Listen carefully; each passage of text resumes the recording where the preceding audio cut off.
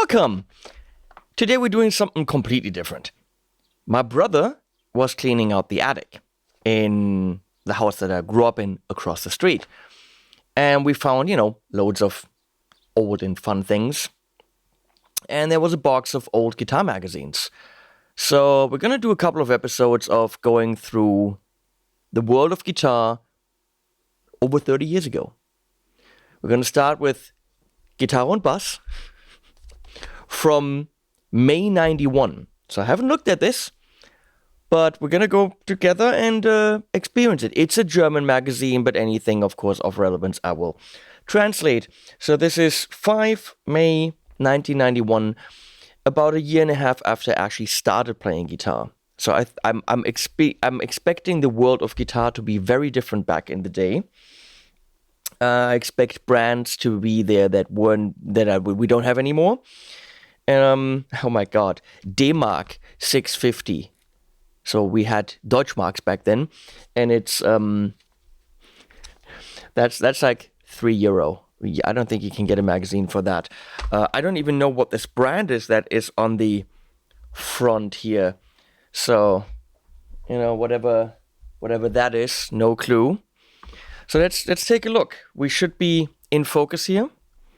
I have no idea what that brand is. It says interview with Jason Becker. That's very interesting, because I assume in 91 he wasn't in the condition that he's in now. Let's see. Rocktron was a thing back then. I think they are around now, but maybe not really. Don't quite know what happened to them. And that was the IntelliFX. That was one of the premier processors back then. I actually think I had an IntelliFX Limited. Do I still have that? I think I still have that in a rack somewhere. Here's Dieter Rosberg when he was quite a bit younger. Hey, Dieter. Let me tell you one or two things about this magazine. On my bucket list is to be in it once. Have not been able to get that happening. Oh my God, the Heritage Mark Slaughter. You don't even know who Mark Slaughter is, right? From the band Slaughter. You could win that. So Heritage was around back there, of course. I'm working with them today. I have the beautiful gold top now. But this magazine is amazing. It is not like Guitar Magazine. It's not just about rock and metal. It is about guitars and bass and acoustic guitars, from jazz, flamenco, to the heaviest metal stuff. It covers guitar, not a certain style. So this is what defined me as a player, especially in these years, especially around, when I was starting out. This is where I learned things. So, Billy Sheehan, the guy still owes me an orange juice because I gave him a preamp. I did. Is in here. Talent, Jason Becker. Speaker simulator. Oh my God. An analog speaker simulator from Marshall. Then we got Kip Winger's Jackson bass and a Vesta. Vesta was a budget brand back in the day. Holy crap. And there's a Hamer. I don't think Hamer's around anymore. I mean, I don't think they are. So that's how do magazines work? Oh wow. Houston Kettner. No. Houston Kettner. What? Which one is this? I think this was their Trinity. Yeah, these are ugly. They also didn't sound good back then. Wow. Here we got letters to the magazine. We're going to skip that. We actually had black and white ads because apparently that was cheaper back then. That was an option. Black and white ad from Tech Music. No idea what that is. The whole beginning of the magazine was black and white because it was back then there was still a thing that was cheaper to print. News, Leo Fender. Leo died in 91. So this is like a little thing on him. Okay. Warwick tuner. We had On Tour. So you could find out who was on tour. 10 years after Brian... Oh, Extreme on tour. Bryan Adams, Saxon, Yes on tour. Paul Simon. Then records. They were actually reviewing records. I mean, they meant CDs, but still. Joni Mitchell, Station 17. And here, Uli's music. I don't think that's around anymore. Shop, and they had this half-page ad in all black and white with Ibanez Red Beach. Oh my god, we all wanted that. I think Jamie Humphries got one. Music Man Van Halen. That's not that anymore. It's an Axis now, and then it became PV, and then became EVH. So this is from the time when Music Man and Ernie Ball was actually working with Eddie. It's from a time when there was an Eddie. And here is the interview with Billy Sheehan. Whoa, he looked young. His bass is still his bass. That's still the same thing. Tornado guitars. Back then, Warwick did quite a few ads in guitar and bass, and then they did more, and then they did more. And a few years ago, I counted, I think they had an overall of 36 full pages. I added up half pages, so overall 36. So pretty much, it felt like Guitar and Bass was owned by Warwick. And even though they are ethically questionable, if they had pulled out, Guitar and Bass can, close their doors. It's, I love the magazine, but we all know print is problematic nowadays. And for some reason, which is very sad, they see what I do, at least that's how it feels, as competition, when it really isn't. I owe everything that I am to this magazine. So it's weird that there isn't more cooperation with YouTube and the magazines. I think there should be. I think they could have a monthly thing and do an interview, of with the YouTuber, and YouTubers could talk about the magazines on their channels. They could maybe create content for the digital media of the magazines. There's definitely room to work together, but it feels as if print is seeing us as the enemy, which is stupid. We owe so much to print. So, oh look, there's a MIDI something, the XF guitar mapper. Oh, black and white Marshall ad. Look at that. In blurry for reasons.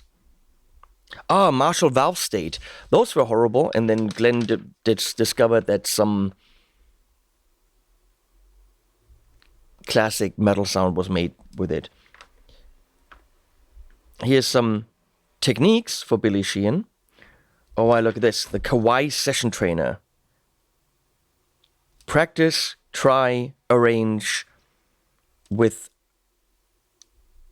lust. Lust? That's the wrong translation. But wow, these they existed. Also, Kawaii existed in our world, which they don't really anymore. Here's Jason Becker, guitar player for David Lee Roth.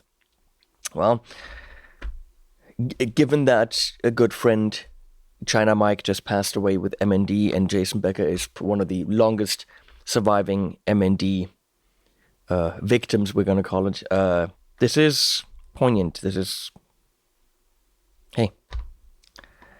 He was still doing his thing back then. I can never say that. Stevie Ray Vaughan. And the Chinese girl. No idea, but there's a lesson for SRV. Nothing on the other side. More lesson here. We got black and white music store ad. What do we have? Yamaha FX900. That was rack gear back then. We don't have a lot of that anymore for guitar players. Tascam Porter Studio. LeFay bass. No price here. Blade was also a company. LeFay is still around. That still exists. But Blade, I think that still exists. A Swiss company, made good guitars. They were kind of the shit back then, but Who is... Oh, it's falling apart. Chris Poland. Who is he? Oh, apparently another ex-Megadeth guy. He had a big Tascam mixer and 8-track recorder, I think. MIDI studio. Oh, wow. Soldano, amplifiers that rock. That's a daring ad because there's no picture. There's nothing. Only where you can get them. That is all that we have here. Holy crap. So that was pretty much like, hey, we're awesome. It looks like distributed by PRS Guitars Germany, who was in Koblenz back then. So, interesting. Not a... wait, no. On the other side, there's an ad. Series 2, that looks like the 100. And then we have, of course, the preamps and the power amp. People love the rack stuff. And then there's a PS in there. So they were kind of together. Now, of course, Soldano is owned by Boutique Amps Distribution, and they're rebuilding this. So here's a giveaway of the flat top Heritage Mark Slaughter model. Probably very cool guitar. I have that album. Stick it to ya. Very, very good album. News and trends. What do we have here? The EVH Shadow double neck. Here's a guitar in sword form, because, you know, that's what you do. Can you even see that? Wow. Godin. I played a Godin back then, not the 12-string. Gibson. Bass collection. No idea who that was. Oh, this is falling apart. Hamer Sunburst. It's not a Sunburst because it's black and white. Lake Placid guitars. They were still around. Phoenix by Young Chang. That was a budget brand. Oh, there's a page missing here for, I don't know, whatever reason that was cut out. Next is Crate. Crate was also a brand. Not really around anymore. You see a lot used. Who's that guy? Steve's. Steve who? I don't know. Who is this? Steve who? Does anyone know?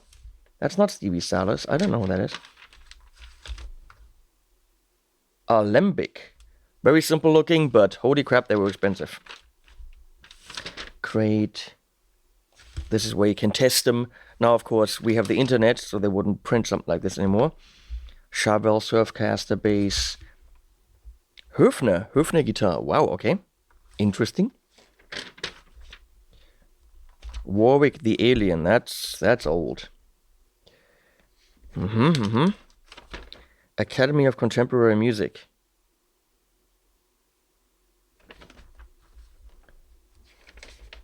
Palmer Guitar Parts. Palmer Speaker Simulator. One of the analog speaker simulators in the business, been around for frickin' ever.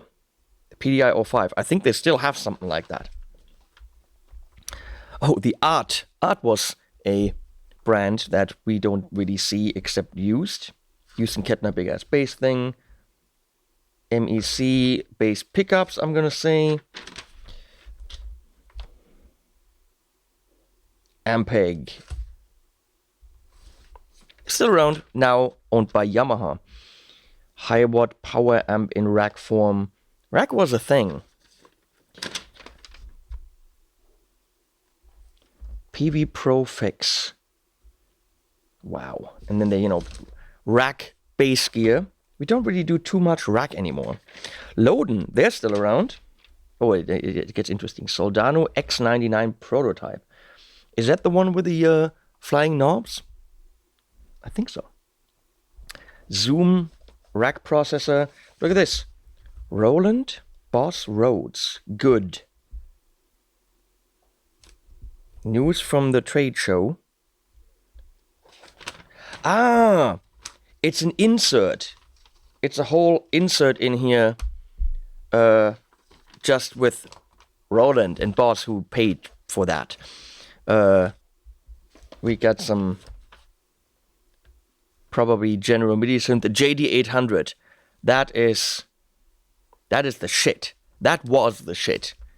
My friend had one.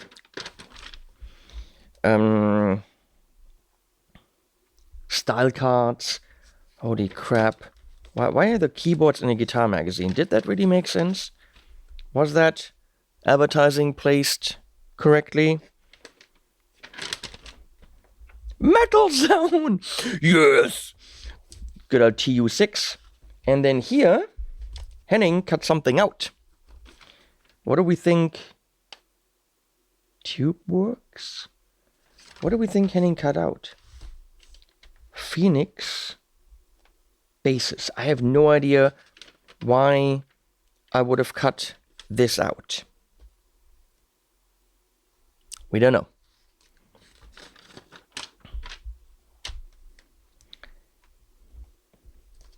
Vernon Reid in a Daddario ad. So, the Surfcaster. So the thing on the front, would you have guessed, where's the front, is a Charvel. I would have never guessed with the lipstick pickups, but I mean, that's a cool guitar. And again, Henning cut something out. What did I cut out and why? And we can't even see the full Surfcaster in this review because I cut something out back then. That's a cool axe. They should bring that back. In a 12 string. The 6 string was 2,000 Deutschmarks. Figure out what that would be nowadays. Probably 2,000, 2,500 bucks because inflation. Yamaha QY10 was a very popular, like, arranger thing to just jam to and things. The Pocket Band.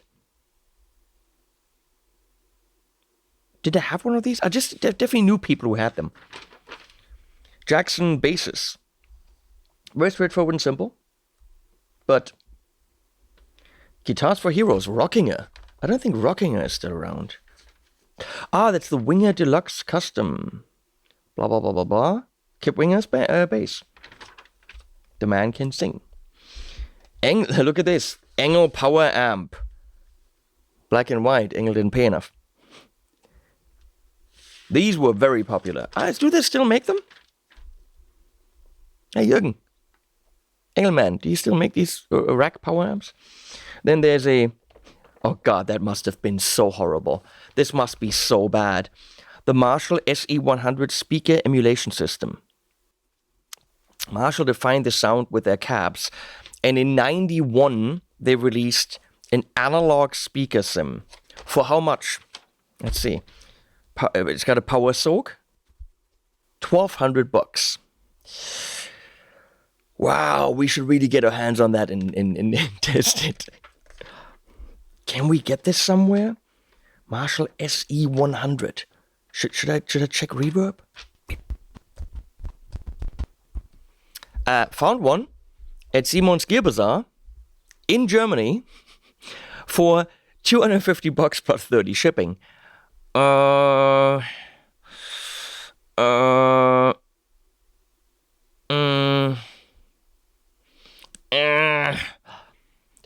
I'd love to review this, but nah, 250 bucks, come on. I mean, come on. No. Bass tech pickups, Vigier, basses, XF Triton combo. That looks horrible. Spectre basses USA. Nobody could afford these down there. We have PVB90. That's an ugly ass bass. Then you could always, like, send in this card so they get your info and then you could win something. Not a lot of reviews. Books. Oh, the Vesta. How much was that? $9.50. Okay, interesting. Jerry Jones sitar. Harps. Big something. Acoustic combo. Things were explained here. Then there were lessons in the back, as you will see. Christoph Stoll. Bass basics. Why did someone doodle there? No idea. Wasn't me. Must have been me. And then dealers, and then some black and white ads in the back. Quite a few. Wow. And I must have gone through this thing a million times. And then, of course, check out what's in next month's episode. Look, PV actually had ads back then. Look at this. With Musclemen. And a big art ad for the... I mean, we wanted this so bad because of the pink. And this was a really cool display. Wow. Wow. There's really not much more to this video than this. Just reminiscing the world of guitar over 30 years ago. You watched this. There's possibly more because I have more magazines. Not a ton, but I'll go through them and I'll upload these because why not? And animals at the end.